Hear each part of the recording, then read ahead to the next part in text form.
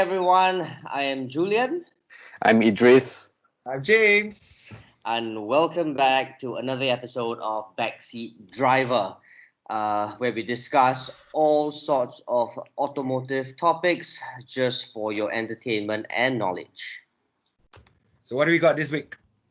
Uh, Today we're going to talk about why Continental cars always get a bad reputation amongst us Singaporeans. Well, I wonder when the word continental, when referring to cars that come from Europe, will ever be retired. It's a term that's only used here, by the way, and Malaysia to some degree. But I digress. The reason why continental cars get a bad rap, I feel, is due to reliability.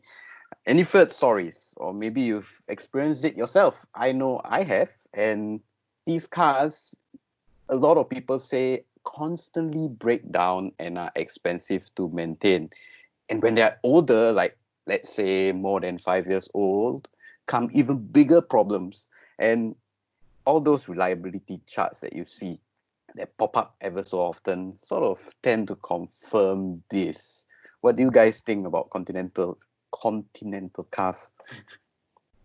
I actually have that same problem that you face with the word continental. We actually argued for a very very long time amongst the teams and all that actually there is no such thing as continental cars. Continental is that place that you see on Earth, right? On planet Earth, that's that continent. But there's no such thing as really continental cars. But again, like you said, we digress. James, what do you think? Okay, so for me, I have 2 points why I think Singaporeans have a negative image of Conti cars. The first one would actually be price. The amount of money that people are paying and the value that they are getting doesn't match up. So what I mean by this is, let's talk about the cheapest Continental sedan in the market at the moment, and that's the Seat Toledo. So it's about $77,000, right? And it's a very basic car. It comes with 510 liters of boot space, decent power, and handles well. But it's a little uncomfortable to be in, and the interior is somewhat basic, right? I mean, basic and dated lah. You reviewed it, right? Yes, I did. Yeah. But I enjoyed the car. It drives very well for what it is, and compared to one Okay. else, So it has a few things going good for it. right. Okay. So if you compare that to something similar in the price range, we can get like a Honda Shuttle, which is bigger. Its station wagon is better. Is lighter, even though it's bigger. Yeah, and it's way more comfortable to be in. So for the same amount of money, you're getting a lot more car. You know what I mean? Okay. So let's take another example. Another brand that people will be more familiar with. Let's take a Mercedes-Benz, for example. The A180. So the basic package is about $122,000. So for that same amount of money, right, you can get an X-Trail for that price. I mean, the X-Trail is bigger, it's more powerful, and it's a smooth and comfortable ride, smoother and more comfortable ride compared to the A class. I feel. What do you guys think? Yeah, I'll take an A class over an X Trail any day of the week. Why? I mean, they're two totally different cars. Right. When you talk Yes. about the Seat Toledo, the closest competitor would be the Hyundai Avante and the Kia Cerato. And those cars from the Koreans are very well spec'd. They don't have the performance, they don't have the driving feel of the Toledo, but they're priced very close. Mhm. And I think when it comes to resale also, the Seats may not do so well when compared to the Korean cars. Don't you think so? Yeah, I totally agree. I also feel that another reason why people don't have bad rep for Conti cars is because of resale value. So like, I mean, okay, you're paying so much money for what I feel like you're paying so much money is just for brand. Well, I think the only problem that most of us Singaporeans feel, the couple of it, of course. I mean, reliability is one, Mhm. but I think it's value for money. I think both of you make very good points. The only thing is why I say value for money is because, I mean, think about it, right? I mean, I can get a very reliable, good-looking, solid car such as the Toyota Camry. Mm. If I don't know, if memory serves correctly, it's about some 145 to about 150,000 thereabouts. But a 3 Series, a BMW 3 Series, is going to set me back at least 200,000, Mhm. at Yeah. least. So, and it's a smaller car. I mean, it's undoubtedly one of the best cars in its class, the 3 Series. But Yep. still, we're talking about good 50,000 difference, Mhm. right? So I mean, it's all about value for money. Reliability is very individual. I think it also depends on luck. The cars that you get. I mean, I could get a problematic Altis and get the fuss-free Volkswagen, for example. You'll never know, right? Maybe it's all down to luck. Because I can calculate money, and the Camry sort of. I mean, of course, I always use Camry because it's it's uh it's like the best car to compare to every other car. It's spacious, it's good looking, it's affordable, it's very comfortable. It's not sporty, but it's an everyday car for an everyday Singaporean. You know what I mean?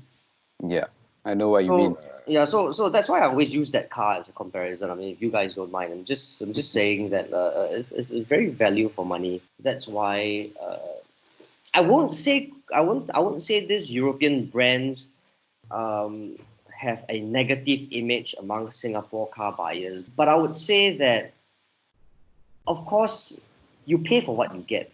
It's Mm. brand, right? I mean, It's mostly someone the comes brand. someone comes to you and say, "Hey, what car are you driving?" And I tell you, say, "Oh, a BMW." You feel like, not bad, this guy. But if I say, "What do you what Toyota?" You'd be like, "Oh, and really?" and that's the problem, right? In Singapore, there's a lot of pride Exactly.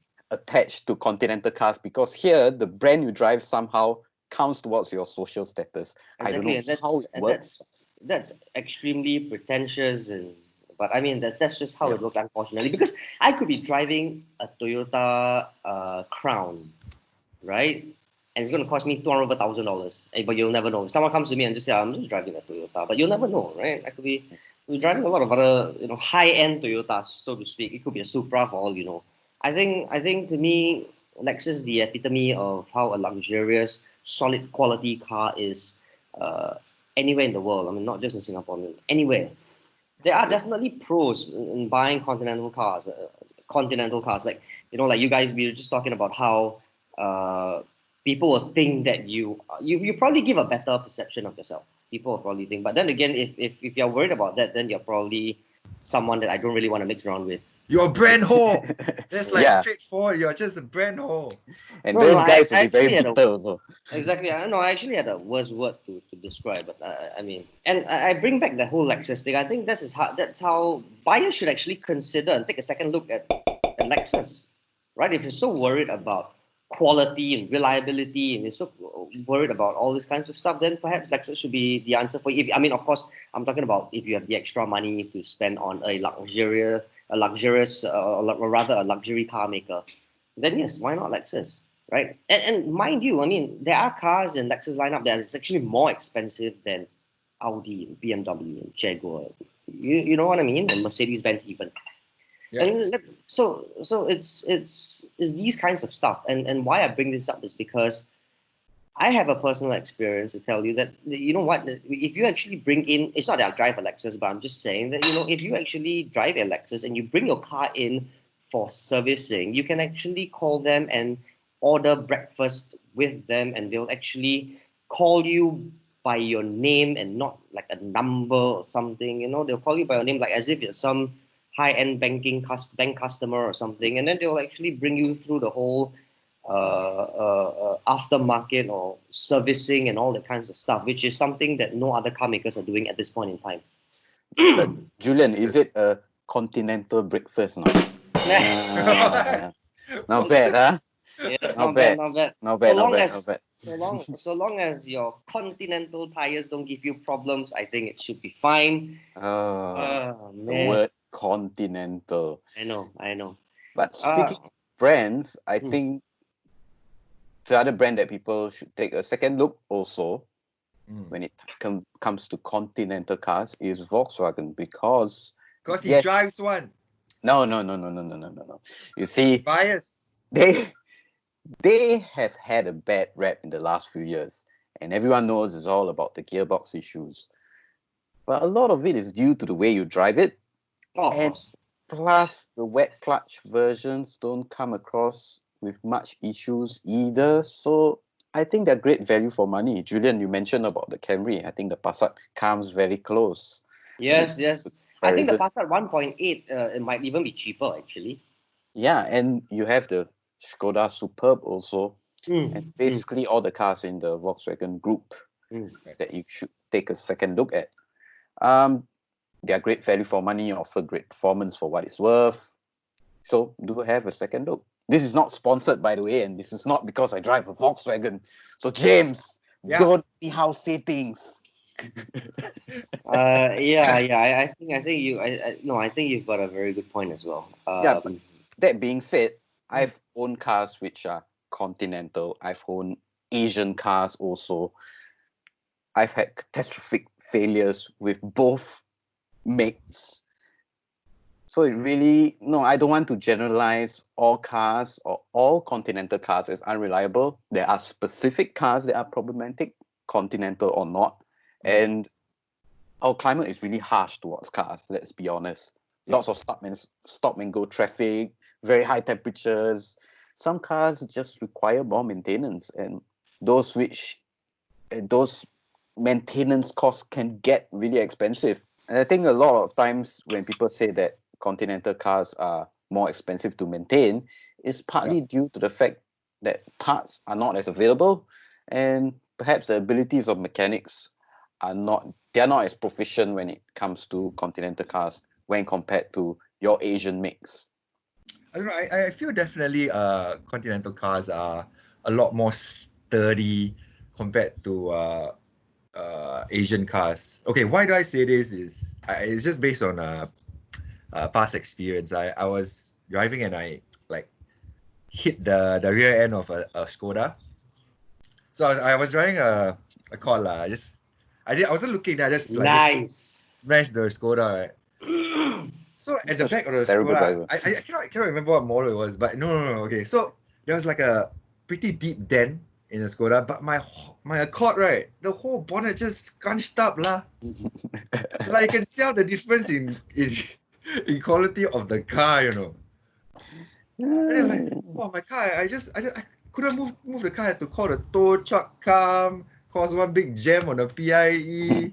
Wow, that day damn sian lah. I mean, come to think about it, right? I mean, Yeah. do you think that there'll be any point in your lives where you'll consider buying a continental car? Because yeah, I mean, I'm driving a Japanese car. I mean, I'm very Mm. Japanese biased. I'm definitely going to drive a Japanese car for the rest of my life. I don't see myself, even though if one day I happen to become a millionaire, buy a European made car because I'm biased that way. I've driven, I think, about 400 over cars in my Mm. career thus far.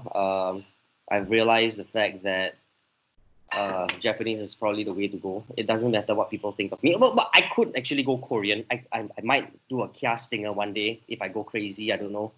It's a family car, so I think that sort of works. Anyway, Yeah. do you see yourself? I mean, consider buying a European made car anytime. I did think about it. Honestly, I did think Mm. about upgrading. And it's that's the best part. I think of Continental cars as upgrading, but it shouldn't be. I mean, why can't Lexus be an upgrade, right? So it sort of got me thinking a little bit. I don't know if I'll ever get one. I mean, if I get maybe a Skoda RS, right, 245 Octavia RS. I love that car. If I am a millionaire, maybe a RS4 Avant. I would love an Audi because I think Audi is the best in its class amongst the European makes when it comes to attention to details. That is something that I cannot deny. Audi cars makes me very happy when I step into the cars. Do I see myself buying one soon? Nope. James, what do you think? Uh, okay, so for me, I feel like if you really want to get into the whole Continental car experience, then Skoda is a good brand to explore, right? They've won a lot of awards. They make reliable value for money cars like the Octavia and the Kodiaq. Am I pronouncing it wrong? Right? I think Kodiaq. And these cars look good, come with lots of safety and cool features. And these features are specifically designed for the convenience of the driver, which I feel is very important. They don't unnecessarily like chuck in features that, 10 years down the road, sometimes you don't even use them. Yeah, a car to look at, like Julian mentioned, would actually be the Octavia RS. I think that's a car that I would actually see myself buying and driving if I won Toto when circuit breaker is over and Singapore pools reopens their doors. You have an addiction. You have an No. addiction. Anyway, I Yeah. agree. The RS245 is a great car. That's a lot of car for your money. And, well, personally for me, I don't really stick to to a certain make or model when I choose my cars. Mm. I'm open to everything. So you can find reliable Continental cars and you can find unreliable Japanese or Korean cars too. So understand the car that you're going to buy first. See perhaps what are the problems that may arise in the future. And like say, that previously DSG or dual clutch transmissions have had issues across all makes. So the next car that you choose, perhaps if you don't want this kind of problems to arise, even though there's a lot of benefits when it comes to dual clutch transmissions, like how fast they shift and also fuel consumption, just have that in mind that perhaps it is not as reliable as those traditional torque converter automatics. So understanding the car that you want to buy is more important than choosing the brand. Mm. That's for me. So that's why over the years, me as well as my family, we have owned very strange cars, which have been reliable and also have been unreliable. Mistakes we have learned, and well, something that everyone should keep in mind, I think. Trial and errors, man. Trial and errors. Yeah, I've got a question for you, both of you. So, in terms of resale value, right? I mean, the number speaks for itself. Like you've seen quotes, sales, like past sales, right? And we see that used car dealers are more leaning towards Asian cars, buying Asian cars for resale because there's demand, right? So, would you still recommend to people to buy Continental car? Yes, why not? I mean, look at Mercedes-Benz. Mercedes-Benz has very good resale value, I feel. Right. If you look at the C class, I think depreciation is about 13,000 to 14,000 off the top of my head. I might be wrong. Mm. There are some cars which have poor resale value even though they are Asian make. You see, sometimes there are changes in the economy, how people use their cars, and also problems that may arise in that specific make and model which affects the resale value. So for example, recently we had a surge of cars being used for private hire. Right. And look at what has happened to those cars in the market. They have tanked in terms of depreciation. So yeah, these are things that you need to consider. And resale value is not really due to what's happening in our region, in our market. It's also due to export.